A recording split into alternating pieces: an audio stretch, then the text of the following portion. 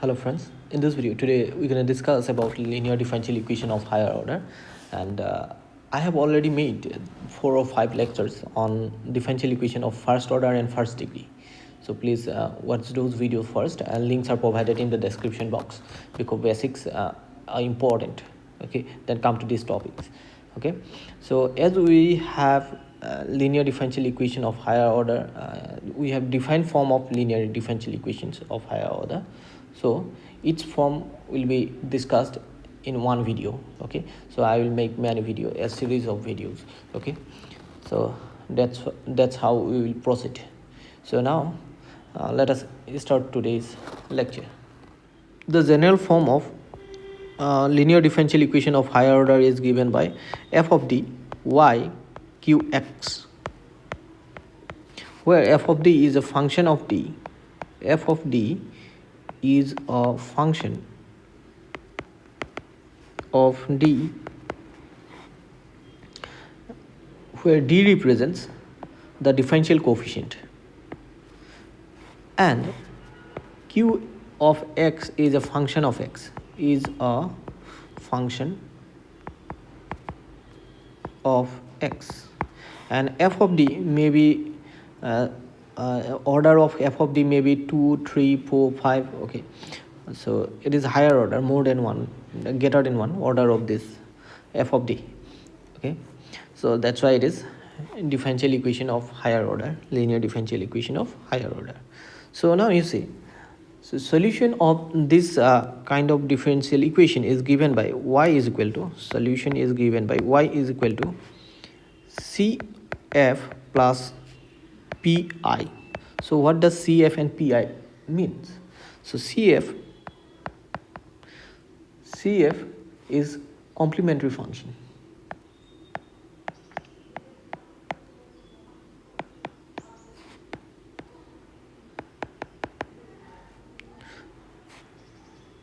and it depends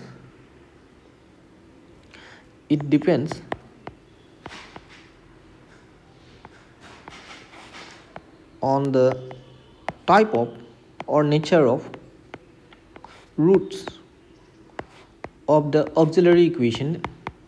That means here you see this f of d, if you replace the d and if you express as an equation in the form of an equation, then it is called auxiliary equation. So what will be the roots of this equation? So depending on the nature of the roots of this equation, we will get cf. Okay, for different type of roots we will get different cf, complementary function, and we need pi. That means, so what does it mean? Pi is nothing but 1 by f of t into q of x. So if q of x is equal to 0, then pi is also equal to 0. So pi represents particular integral. Okay, so its full form is particular integral.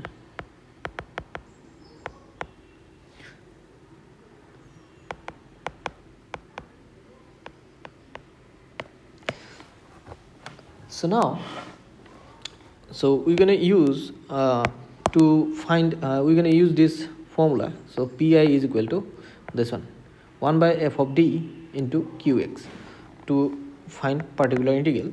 But we will have we're going to have different form of equations, and for that we will apply different methods for different forms. We're going to learn in next video. Okay, so in this video we are going to solve only those equations where q of x is 0 in this lecture. Okay, so now let me tell you one more thing. So what are the possible roots of this equation, auxiliary equation f of m is equal to 0? So depending on that, we will get different type of different form of cf. Okay, so let us discuss that first. Now you see, let me scroll down the page. Now you see, if the order of the auxiliary equation, that is f of m is equal to 0, if it is nth order equation, then number of roots of this equation will be n. That means if it is quadratic, then number of roots will be 2. You will get 2 roots, m1, m2. If it is cubic, then you will get m1, m2, m3, 3 roots, and so on. Okay, so hope you have understood this. Now you must remember few points here, so let me tell you those. So first one, here you see, if the roots are real and distinct, that means suppose if you have 3 roots, m1, m2, m3, and those are suppose real, those belongs to R, and but they are distinct, that means they are not equal, they are not equal, then our cf will be given by c1 e to the power m1x plus c2, this c1 c2 these are constants, e to the power m2 x plus c3 e to the power m3 x, and so on. If you have many roots, more than 3 roots, then you will get c3 c4 e to the power m4 x, and so on. So hope you have understood up to this. Now our next point is, if you see, if the roots are equal, suppose you have 2 roots m1 and m2 and they are real and equal, m1 and m2, or if you have 3 roots m1, m2 and m3, these are real and equal, then what will be our cf? Then the form of cf will be such that if you have 2 roots, then cf will be this one, sorry, let me write here, c1 plus c2 x whole into e to the power m1 x, you will get that way. And here you say, as this m1 and m2 equal, so you can write e to the power m1 x only. So similarly, for 3 roots, c1 plus c2 x plus c3 x square, then e to the power m1 x. If you have more roots, then if you have 4 roots which are equal and real, then c1 c2x plus c3 x square, then you will get c4x cube and into e to the power m1 x, and so on. So hope you have understood. Now our next point, what is our next point? It is, now let me clean this. Okay, so let me scroll down the page. So number 3, suppose you have complex roots. Suppose m1 is equal to alpha plus I beta, and m2 is suppose alpha minus I beta. Then what will be cf? Then cf will be given by e to the power alpha x into, within brackets, c1 cos beta x plus c2 sine alpha, sorry, not alpha, beta x. So this should be the cf. Now you say, suppose if you have repeated complex root, that means if you you get suppose 4 roots, m1 equal to m2, m3, m4, and the complex roots are repeated. Suppose m1 and m2 are both suppose alpha plus ib, and m3 and m4 both suppose alpha minus ib. So this is number 4. So then in that case, what will be our cf? So cf will be then e to the power alpha x c1 plus c2 into x whole into cos beta x, then plus c3 within bracket c3 c4x into sine beta x and square bracket close.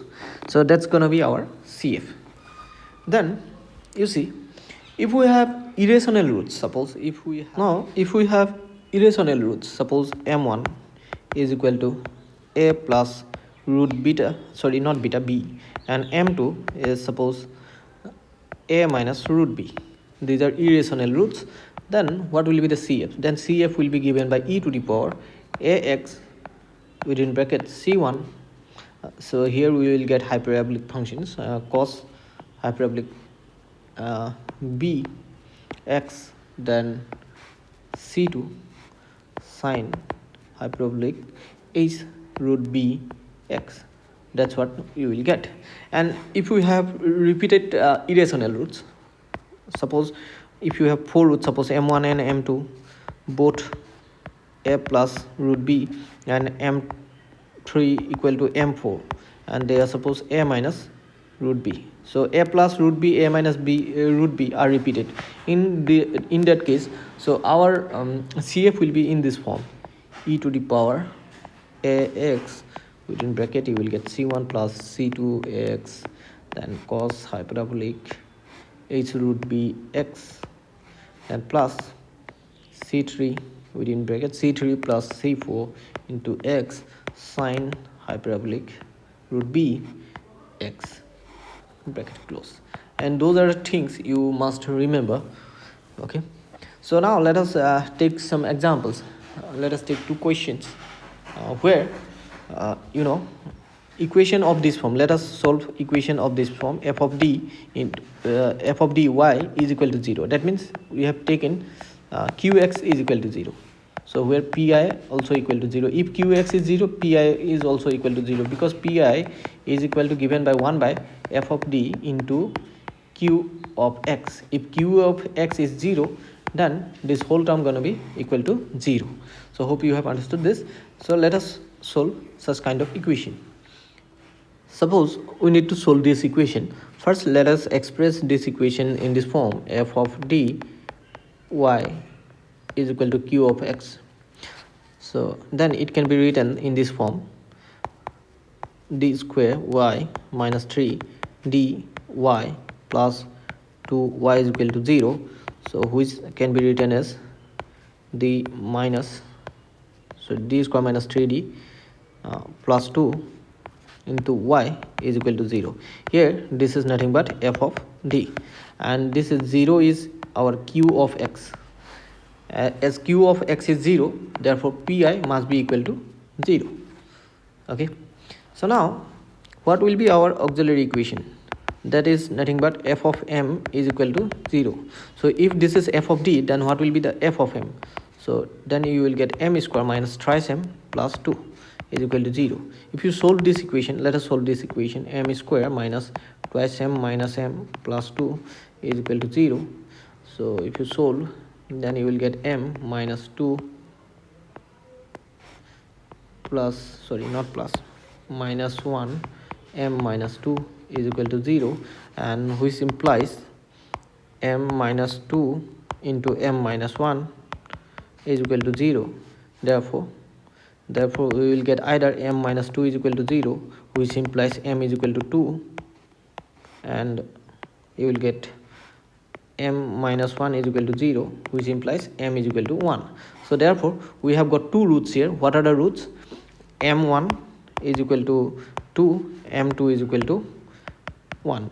Here these 2 belongs to R, that means they are real, but m1 is not equal to m2. That means we have distinct real roots. For distinct real roots, what was the CF that I have given you? If you have noted, then you can see that CF for distinct and real roots is given by C1. As we have 2 roots here, we will get C1 e to the power m1x, then plus C2 e to the power m2x. That's what we will get. So therefore if you put the values of C1 and C2, sorry, not C1 and C2, m1 and m2 here, then what you will get? C1 e to the power m1 is 2, so you will get twice x, plus C2 e to the power m2 is 1, then you e to the power x. Okay, so in your book, if you follow any certain book, if you get this same equation, so if answer may be in this form also: C1 e to the power x, C2 e to the power twice x, maybe in this form, but both are correct, because you see here we have taken m1 is 2, m2 is 1.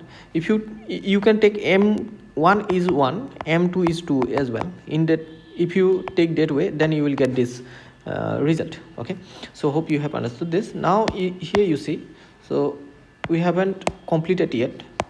Now you see, we have got this solution of this kind of equation. Solution of this kind of equation is given by y is equal to cf plus pi. So as pi is 0, so y is equal to cf is the solution. Here cf is nothing but, so our solution will be y is equal to c1 e to the power twice x plus c2 e to the power x, or the same answer may be written as c1 e to the power x plus c2 e to the power twice x. So if you consider m1 as equal to 2, m1 to m2 1, then you will get this answer. If you take m1 is equal to 1 and m2 is equal to 2, then you will get this answer. So hope you have understood this. Now let us take another example. Let me show you how to solve this equation. So first, you can express this equation in this form, f of dy is equal to 0. Let us here qx is definitely equal to 0. Here you can see on the right hand side. So if you express in this form, then what you will get, d to the power 4 minus 4 d cube plus 8d square minus 8d plus 4 within bracket close, then y then is equal to 0. So this is in this form now. Now you see what will be the auxiliary equation here. So our auxiliary equation will be f of m is equal to 0. So this is f of d, isn't it? So then what will be f of m? So that's gonna be m to the power 4 minus 4 m cube plus 8 m square 8 m plus 4 is equal to 0. This is our auxiliary equation. Now you see, if you see the right hand side, left hand side, then it is nothing but it is a polynomial of degree 4, isn't it? So we know how to factorize polynomials. You have already already factorized such kind of sum you have done in lower classes in your school days. Okay, it's very simple. So what we do, we used to put values of m, maybe we used to check for which value of m it gonna be equal to 0. It may be plus 1 or minus 1, maybe plus 2 or minus 2, maybe plus 2 or minus 3.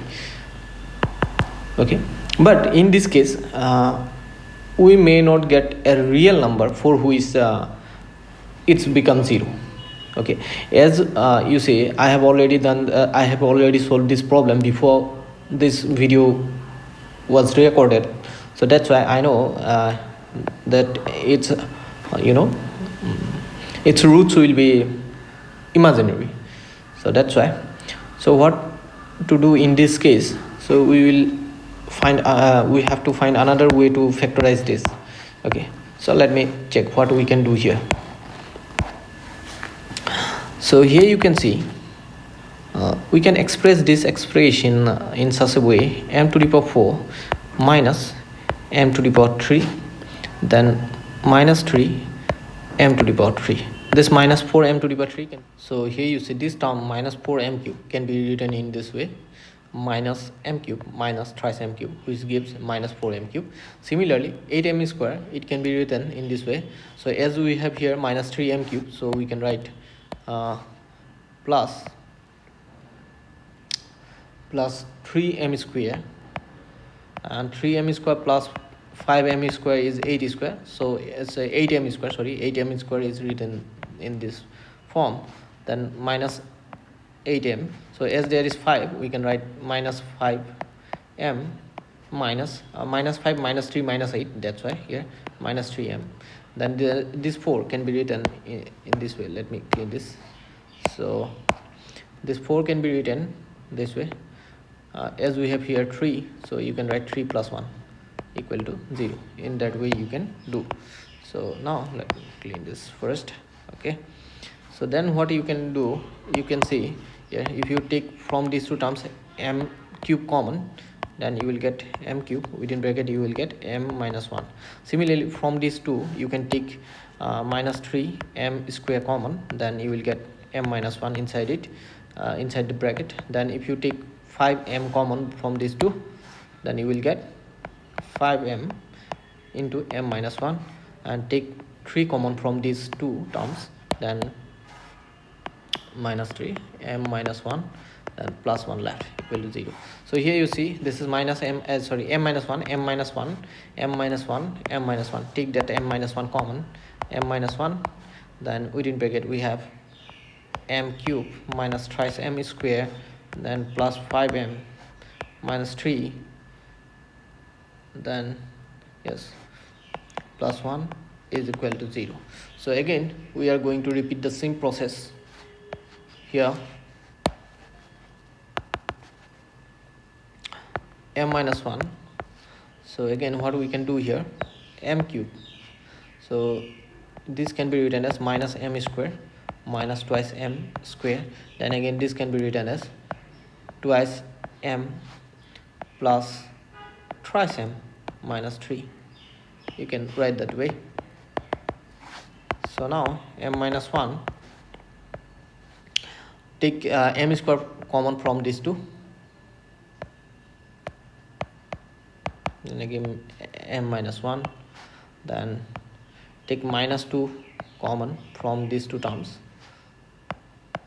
So not only minus m minus 2, m also should be taken as common. So then m minus 1 again you will get, then take 3 common from these two terms, then 3 into m minus 1. So here is m minus 1, m minus 1, m minus 1. Take it common, then you will get m minus 1 whole square here on multiplication of the multiplication by this term. So m square minus twice m plus 3 plus 1 is equal to 0. So what we're going to do now, here you see again in this problem, so let me write m minus 1 whole square, so m square minus twice m plus 1 plus 2, you can write this way, plus 1 is equal to 0. So here you see you can express this part as m square minus 2 into m into 1 plus 1 square. That's going to be m minus 1 whole square, isn't it? So you can do that way. So let me clean this first.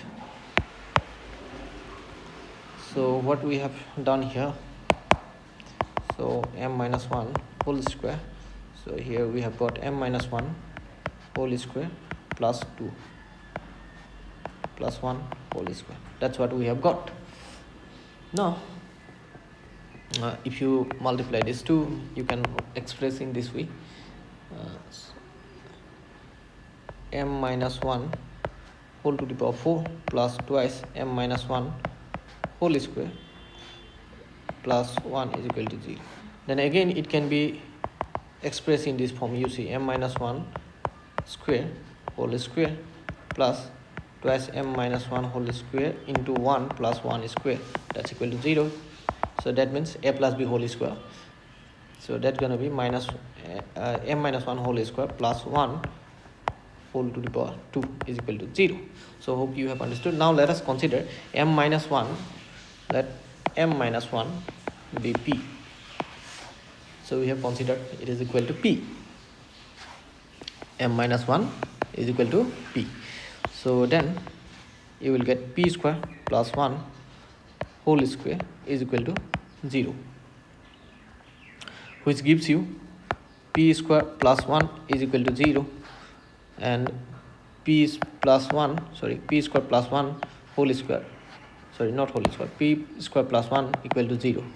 So which implies p square is equal to minus 1. This also implies p square is equal to minus 1.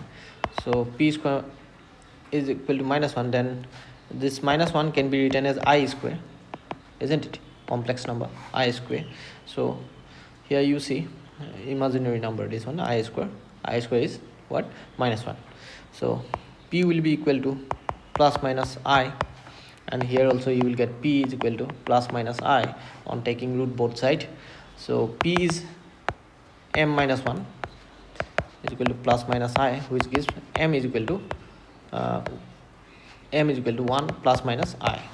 So here also m minus 1 is equal to plus minus I, so m will be given by 1 plus minus I. So here you see we have got 2 roots and here also 2, so that means total 4 roots. What we have got, we can write m1 is equal to 1 plus m1 and m2.